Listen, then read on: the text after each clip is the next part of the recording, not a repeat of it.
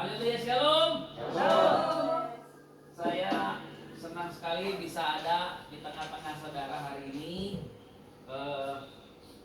Saya juga berterima kasih untuk waktu yang diberikan. Ya, saya sebenarnya tadinya nggak mau bikin pujian karena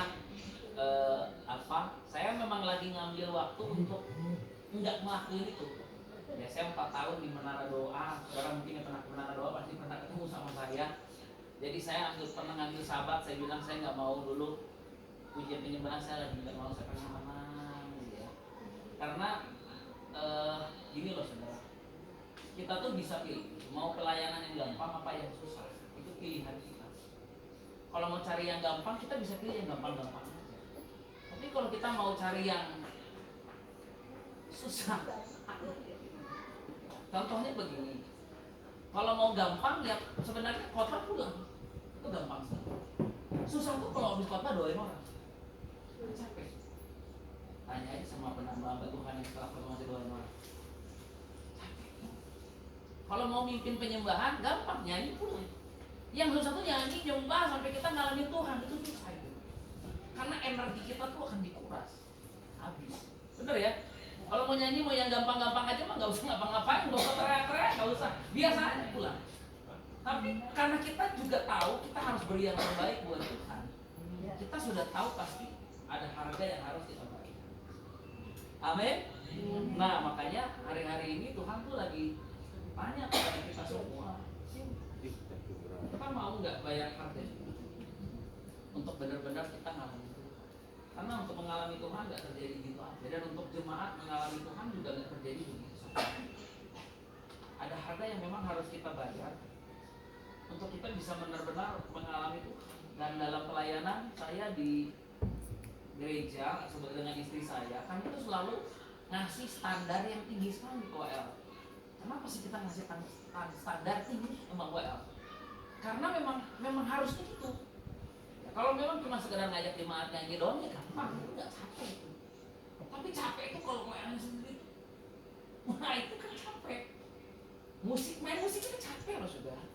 Main musik biasa sama main musik di mana kita mau sama-sama ngalamin Tuhan itu beda. Nah, kita tinggal pilih.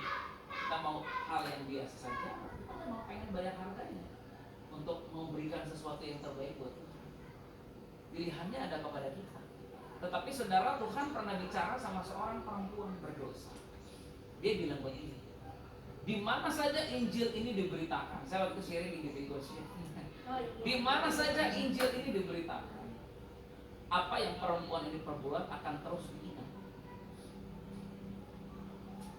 Kenapa? Karena dia berikan yang terbaik buat kita. So, saya pengen setiap kali saudara pelayanan dan setiap kali saudara nyembah Tuhan, saudara ingat begini nih, saya mau ngasih yang biasa apa yang sungguh-sungguh.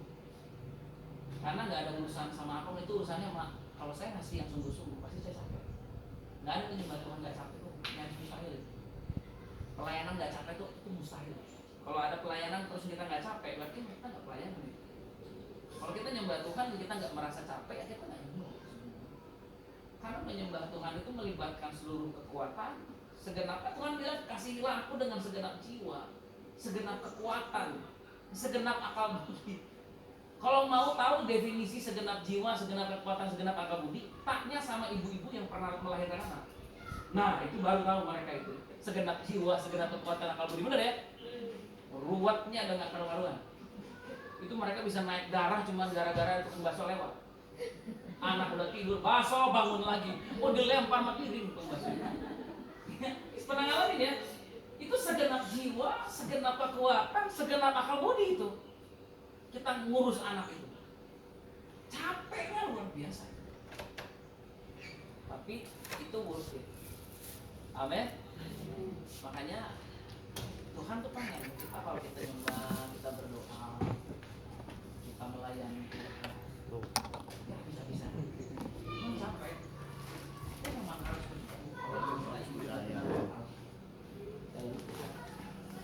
tapi rasa lelah itu akan terganti dengan sukacita. Sukacita apa? Sukacita yang pertama, kita mengalami Tuhan. Tubuh kita merasa lelah, tapi jiwa kita merasa dikuatkan. Kedua, kita melayani dengan sungguh-sungguh, orang tuh mengalami perawatan. Jadi kita tuh pelayanan tuh puas nih, orang-orang bicara Tuhan ya, puji Tuhan. Padahal kita sendiri capek dan nggak karuan. Nah, perempuan ini melakukan sesuatu yang Tuhan bilang sama dia, apapun yang dia lakukan itu tidak akan pernah dilupakan, akan terus diingat, dan itu luar biasa sekali. So saya akhirnya milih untuk capek ya, pilih capek, saya pilih khotbah capek.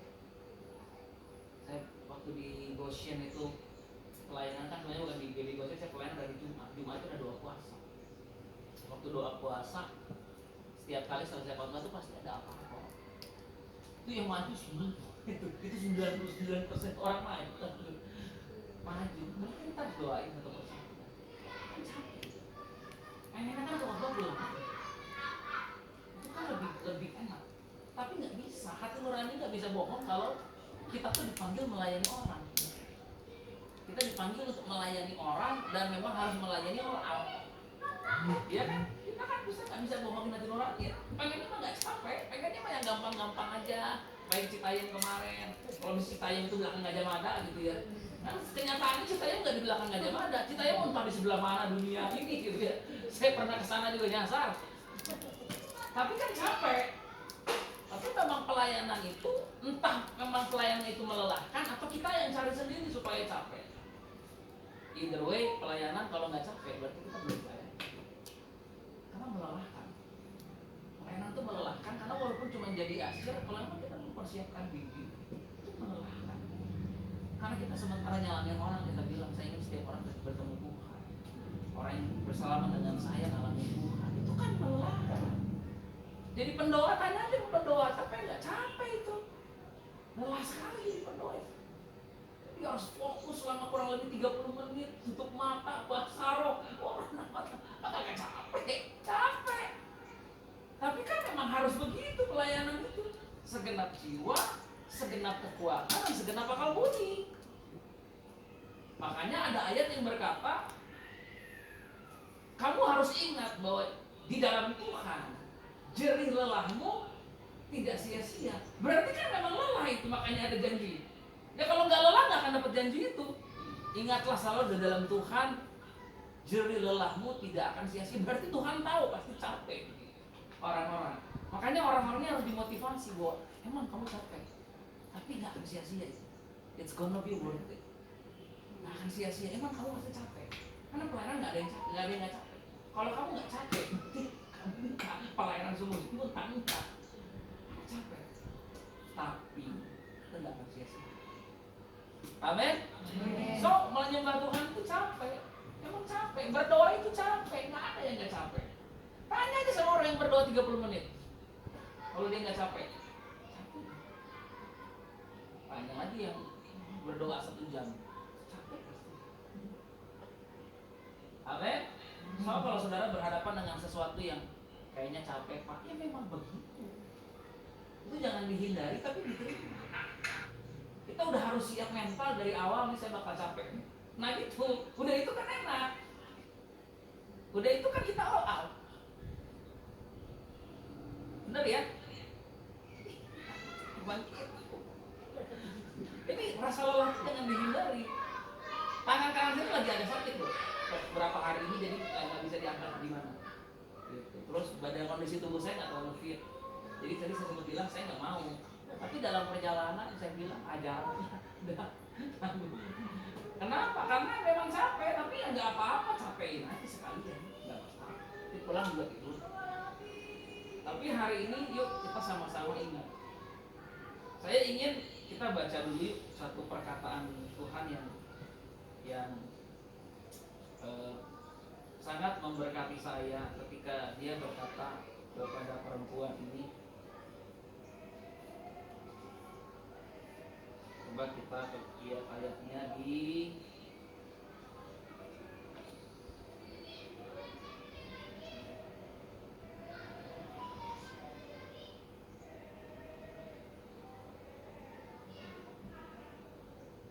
kita buka Matius 12. Matius 12.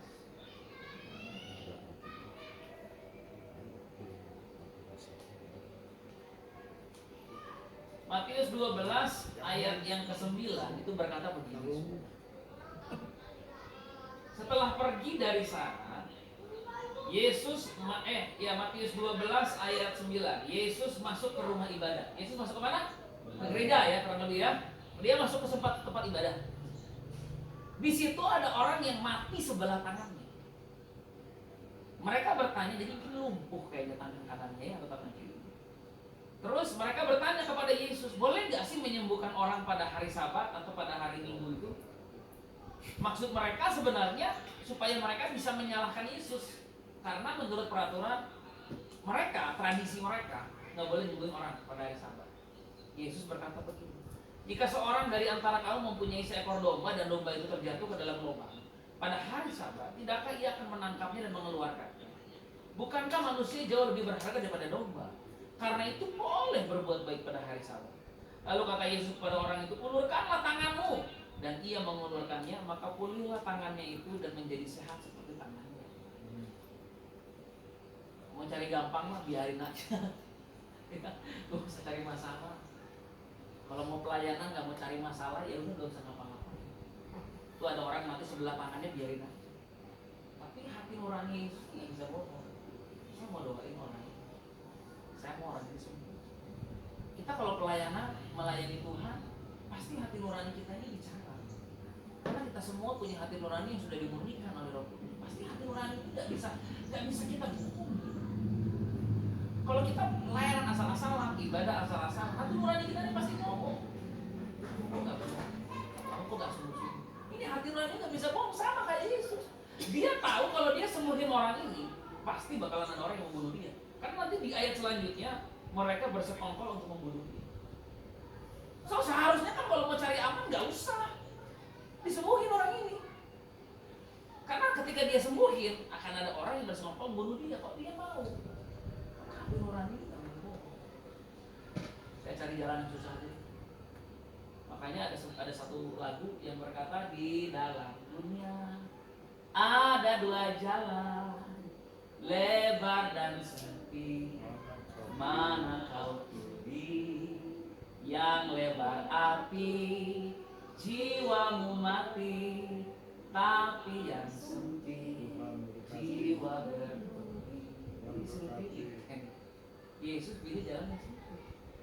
Kenapa? Karena hati nuraninya ini, dia harus melayani orang, dia harus nolong orang. Dalam hidup kita akan terus diperhadapkan dengan jalan lebar dan jalan sempit. Mana yang kita? Dan itu keputusan itu akan kita hadapi mungkin hampir tiap hari. Tapi seringkali di momen-momen tertentu keputusan itu sangat penting. Kita harus pilih jalan sempit atau jalan lebar. Nyari aman atau kita mau bayar harganya. Tapi saya percaya orang-orang yang dituntun oleh Roh Kudus pasti tahu apa yang harus mereka lakukan. Amin. Hari ini saudara, saya mau menyampaikan satu tema yang saya harap ini bisa memberkati saudara dan bisa membuat saudara makin kuat sebagai satu keluarga, sebagai satu ministry ya di kuliah. Kita lihat Matius 12 ayat 25. Yesus berkata begini.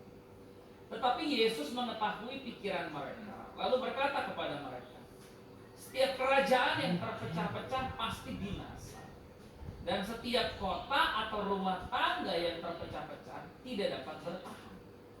Demikianlah juga kalau iblis mengusir iblis, ia pun terbagi-bagi dan melawan dirinya sendiri. Bagaimanakah kerajaannya dapat bertahan?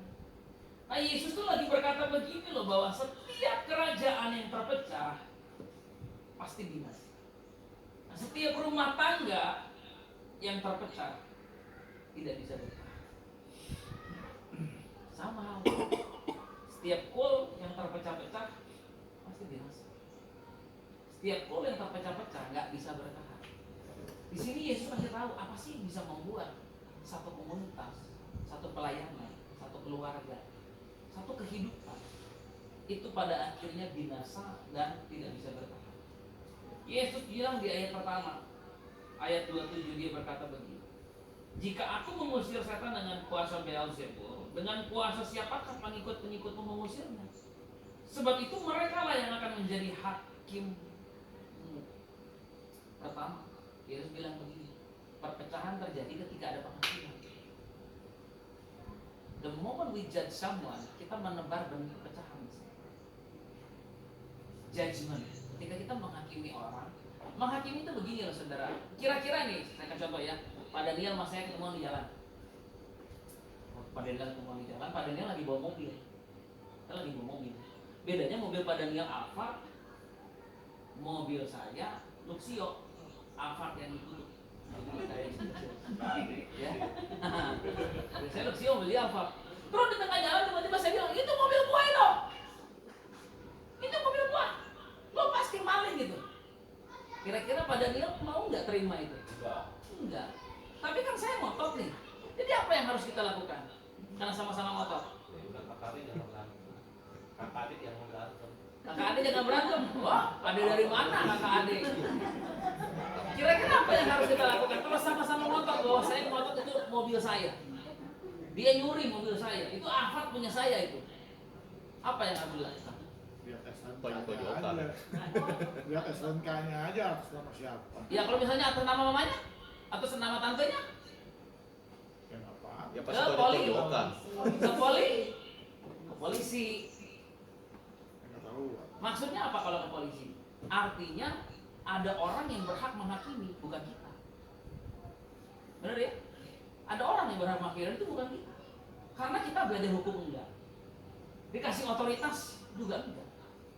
Tapi polisi itu kan dia dikasih otoritas. Termasuk dalam kasus yang kemarin di pengadilan. Mau kita mau ngomongin si Sam itu berdosa, Sam itu salah. Oh kita siapa? Belajar hukum kita enggak. Kita enggak punya hak menghakimi dia, benar enggak? Karena kita enggak belajar hukum.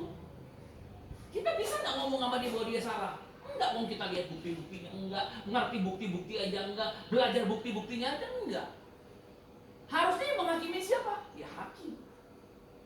Sama. Waktu kita lihat orang yang menghakimi itu nggak boleh kita, dia. Menghakimnya bukan kita. Emang kita belajar hukum? Enggak. Tidak? Enggak. Setiap kita ini nggak ada yang expert dalam hal itu. Oh kita semua juga orang berdosa. Siapa yang bisa menghakimi? Bukan. Sama di dunia ini kenapa harus ada hukum dan kenapa harus ada hakim? Supaya orang nggak hakim sendiri. Supaya orang yang belajar hukum, mengerti hukum, akan menghakimi dengan adil. Sama. Kalau ada di antara kita yang mungkin lihat kesalahan rekannya, atau mungkin lihat rekannya begini, berprasangka terhadap rekannya begini, hal pertama yang harus kita lakukan adalah bawa itu sama Tuhan. Tuhan yang hakim, Tuhan bukan saya. Ini kira-kira gimana? Orang itu. Biarin Tuhan nanti jadi hakim. Kecuali kita merasa Tuhan itu nggak bisa melakukan tanggung jawabnya, baru kita turun tangan. Bener ya? Ini gua harus singkirin nih orang. Kenapa? Karena nggak mungkin Tuhan singkirin. Harus gua, Tuhan nggak bisa, nggak berani Tuhan orang kayak gini. Kita baru turun tangan. Artinya apa? Kalau ada penghakiman, komunitas apapun, keluarga apapun, pasti berantakan. So saya udah belajar cukup lama untuk nggak pusing sama orang. Kalau Tuhan mau menyingkirkan seseorang, dia singkirkan dengan cara dia sendiri. Tapi kalau Tuhan masih mau orang itu ada di situ, berarti Tuhan lagi mau bentuk saya lewat orang itu. Saya nggak pernah ngeluarin nyingkirin siapapun ini, biar aja keluar sendiri. Kenapa? Karena saya tahu Tuhan itu hakim. Dan orang itu biar ngelakuin kesalahan seperti apapun dalam pelayanan, nggak akan saya keluarin. Saya akan kasih anugerah untuk kesempatan. Tapi kan Tuhan nanti akan bekerja berproses. Hal pertama Yesus bilang, ketika ada penghakiman, perpecahan itu pasti terjadi. So, kalau ada di antara kita di sini yang sadar kita bukan ahli hukum, jangan jadi hakim. Karena nggak ngerti hukum. Bisa-bisa nanti kita yang dituntut kelabakan. Benar ya? Di dunia juga sama. So, kalau kita lihat Alkitab dan kita nggak ngerti ini apa, kita belajar teologi pun tidak, apalagi menghakimi orang, nggak bisa. Karena kita menghakimi berdasarkan firman, belajar firman aja kita nggak ngerti. Tapi yang ahli teologi pun Tuhan bilang nggak boleh menghakimi. Apalagi kita yang tidak. Apa yang harus kita lakukan?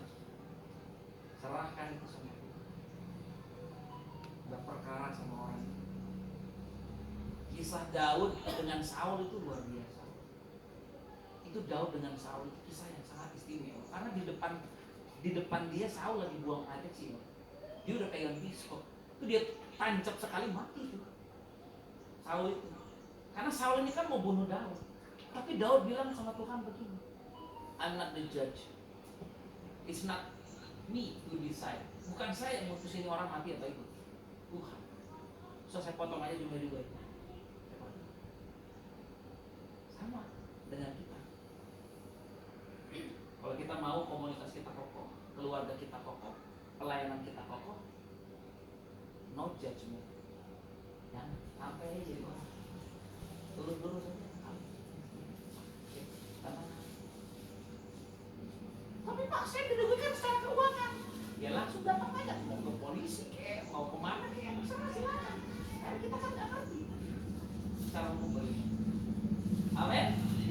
Amin. So kita tidak diperbolehkan menghakimi siapapun. Dan Yesus nggak mau ada penghakiman dalam pelayanan. Itu akan memecah belah sebuah komunitas. Yang kedua, Yesus bilang begini di ayat 30. Siapa yang tidak bersama aku, ia melawan aku. Dan siapa yang tidak mengumpulkan bersama aku, ia mencerai berai. Kedua, Yesus bilang kenapa ada perpecahan? Ketika tidak ada lagi kesehatian antar orang-orang yang ada di dalam, kita mau ngapain? Pemimpinnya ke kanan, ikutnya ke kiri. Udah nggak, Yesus bilang, siapa yang nggak bersama aku, ia melawan aku. Dan siapa yang tidak mengumpulkan bersama aku, ia mencari berai.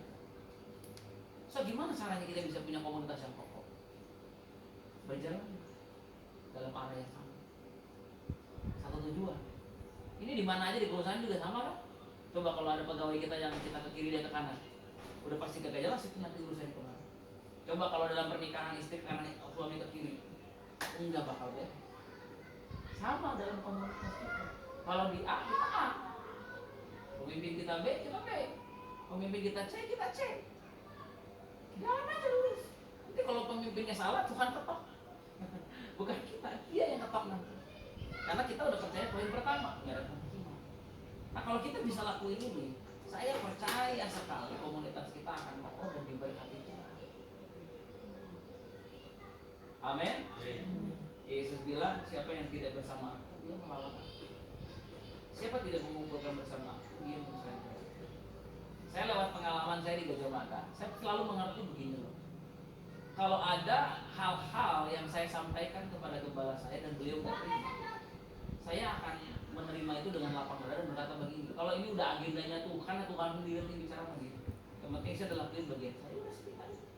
Tapi biasanya kejadian itu, tiba-tiba ada keputusan-keputusan yang akhirnya membuat pemimpin saya sadar, oh iya kita harus begini, oh iya kita harus begini, oh iya kita harus begini. Padahal saya udah ngomong dari zaman kapan.